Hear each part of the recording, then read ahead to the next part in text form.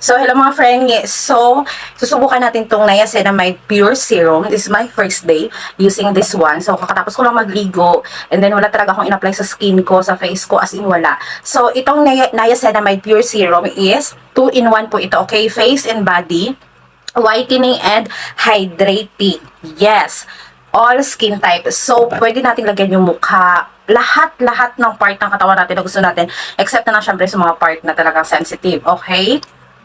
So, kasi sobrang trending ito ngayon sa TikTok. Talagang, yung mga feedback is talagang nakakaputi siya. Yung mga peklat natin, talagang nalilesen niya. Yung meron nga nakalagay dito na whitens and lighten your skin for 21 days. So, this is our first day. So, meron akong peklat dito sa aking paa na talagang medyo, ano pa lang, parang medyo nagda-dark siya kasi nga parang kagat ata to ng langgam tapos inano ko tawag nito kinamot ko ng kinamot. So gagamitin ko siya mamaya and then let's try for 21 days kung talagang effective siya. So right now gagamitin ko siya sa aking face.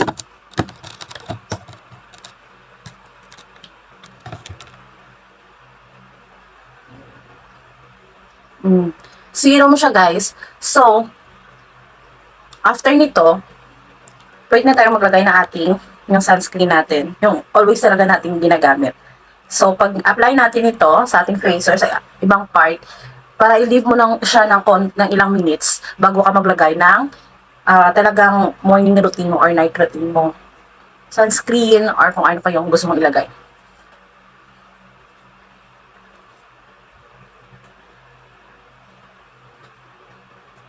Hala. So, hindi siya mabigat sa mukha. I mean, hindi siya yung tipo na malagkit. No.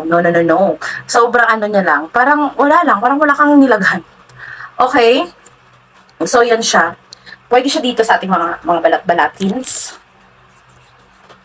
So, ito talaga yung ano ko. Ito, dito na part. Gusto ko siyang paputiin. Kasi pag nag-exercise ako, ito talaga yung ginagamit ko kasi wala akong protector dito. So, pag nag-exercise talaga, ito yung nakadapat sa yoga mat. So, let's try. Araw-arawin natin siya.